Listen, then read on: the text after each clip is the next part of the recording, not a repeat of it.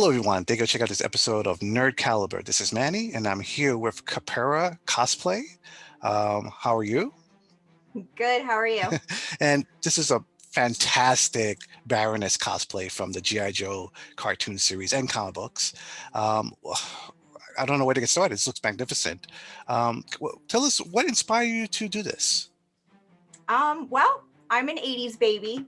Won't tell you when exactly in the 80s, but I'm an 80s baby. And of course, being from the 80s, you're raised on He-Man and G.I. Joe and loved it. I mean, I love villains and the Baroness for the win all the way. What was so you decided to do this cosplay? What in your mind was the first thing you had to do to get ready to create this? The bodysuit. Start with the skeleton, I guess, the bodysuit, and then making the pattern for the armor. Is it difficult taking a character that's two-dimensional and then trying to create it as as an outfit? Um, for me, no. I guess I've always found that easy to do. But I have talked to other people and they find it very difficult.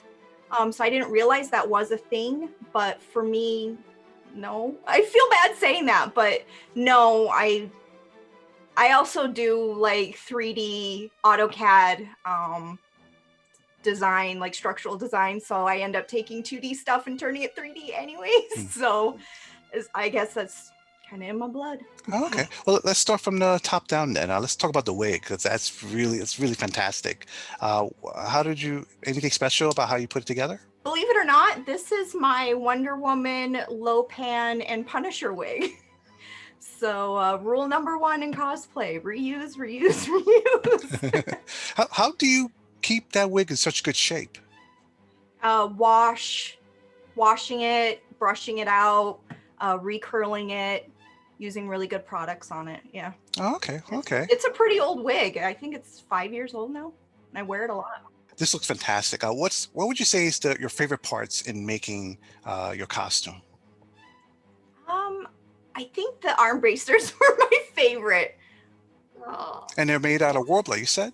Yes, they're made out of Warbler. Warbler and foam. So I double layered foam and then cut out the snake and glued it onto another layer of foam and then sandwiched the two within Warbler and shaped it around my arm.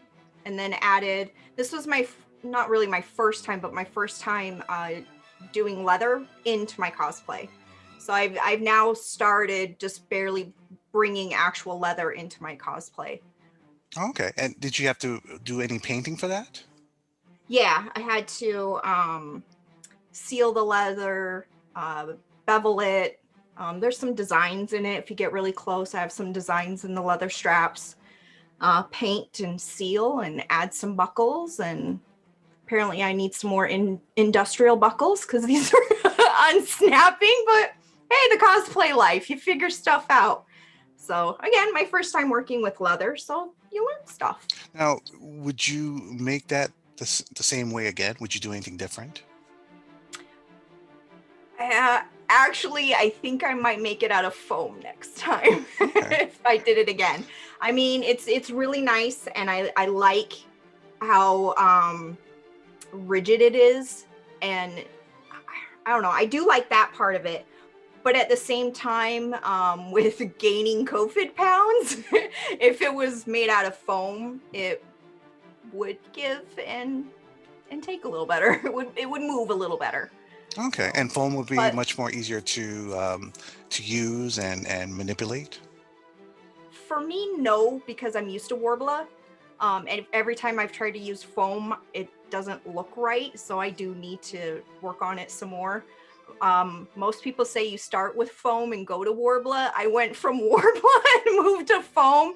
So if you see any of my foam work, you'll be like, "Ooh, Jesus, girl." Beginner for real. But yeah, I like how Warbler lasts longer. My first Warbler armor was my Evil and that's about 5 years old, and it's still holding up, still great. The only thing is if you're standing under the sun or your body temperature rises really high, it tends to get a little soft and move around. And Warble is more expensive than foam, but I find working with Warble a lot easier than working with foam. Oh, okay. Is the I guess the armor part of the outfit, is that also made out of Warbler? Yeah, yep. Oh, I also have a back piece and leather strap strapping the two together. oh wow. Did that take a long time to put together? It was probably about 6 weeks worth of work, but I worked on it off and on for about 9 months. Oh, okay. Just here and there, yeah. Now, did you have to like put in the zipper as well? Yep. Now, I've heard nightmare stories about zippers being one of the most difficult things to put into an outfit. Do you have that problem as well? Yes. Zippers are the bane of my existence. Yes. What's your tips about trying to make it as zippers working well with your cosplays? Uh, if you're working with a new fabric or stretch fabric, use a test piece first. And a zipper pressure foot is your friend. Definitely your friend. You can do it with a regular pressure foot, but you're going to fight with it. You're going to fight with it and it's going to make you madder than a bee's nest. But get a zipper pressure foot and practice a little bit on scraps of fabric. Try, especially invisible zippers. Invisible zippers are the worst, but they look so good when you get them done right. So I just practice. They work differently with stretch fabric because obviously the zipper itself doesn't stretch. So with stretch fabric, you just get different results with different fabrics. So I'd say always use a test fabric, and you can always rip it out of that test fabric and put it into your main costume. Okay. What would you say is the overall cost of your cosplay? Let's see, fabric and Warbler. We're not going to count the wig because it was reused.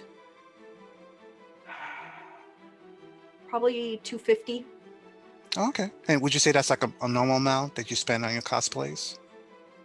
For me, yeah, because I use Warbler. If I used foam, the cost would have come down dramatically. Okay. Are your glasses real? No, no, these are Amazon. So from the waist down, is that also made out of the same materials as the top? Yeah, so it's a full cat suit. Oh, I see. Okay. And Yeah, full cat suit, and then I have a little belt, little Warbler belt buckle that I made, and okay. And the boots, same thing? the boots are just normal military looking type black boots. Oh, okay. But I do have knee guards and shin guards made out of Warbler as well. Okay. So let's say a cosplayer comes up to you and they love this, and they say, I want to make something like this. What advice would you give them? What would be the first things you would tell them to do? Make a pattern. Cellophane and duct tape all over your body.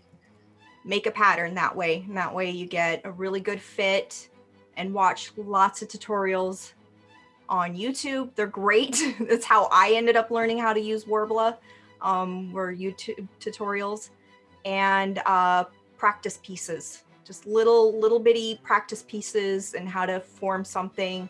I had used the whole double piece foam to get 3D effects in Warbler on another cosplay, but when I did do that one, and it was the first one that I had ever tried that technique with, I did a practice piece just to see what the effect was going to be, how things were going to work. A lot of times cosplayers don't give themselves enough time to have test pieces and practice pieces, and believe me, I get it. I'm there too most of the time. But if you have a big passion project that you really want to get right, give yourself the time. What is it about GI Joe? I mean, GI Joe as you said, came out in the 80s. That must be what, almost 4 years old, that property, but this toys still sell well. They're coming out with a Snake Eyes movie later this year. What is it about the G.I. Joe franchise that you think it still resonates with fans today? I think with the whole good guy, bad guy situation is always a winner in pretty much any story. But I think with this particular one, it resonates with both sides of people that like the good and like the bad, just like the Avengers and all that jazz, because it hits a little more close to home.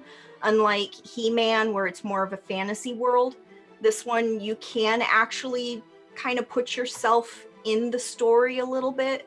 And I think that makes people not only more attracted to it, but have fonder memories of it. And it's campy. I mean, come on, it's campy. And that's always fun. But I think at the time in the 80s, when you're a kid, you're not thinking campy. It's just over dramatic and amazing. And yeah, but then looking back on it as an adult, you're like, this is campy and I love it. When people want to see more of your work, where can they go? Let's see, Facebook, Instagram, Twitter, YouTube, Twitch,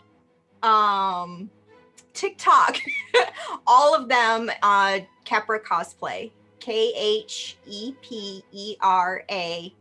Cosplay.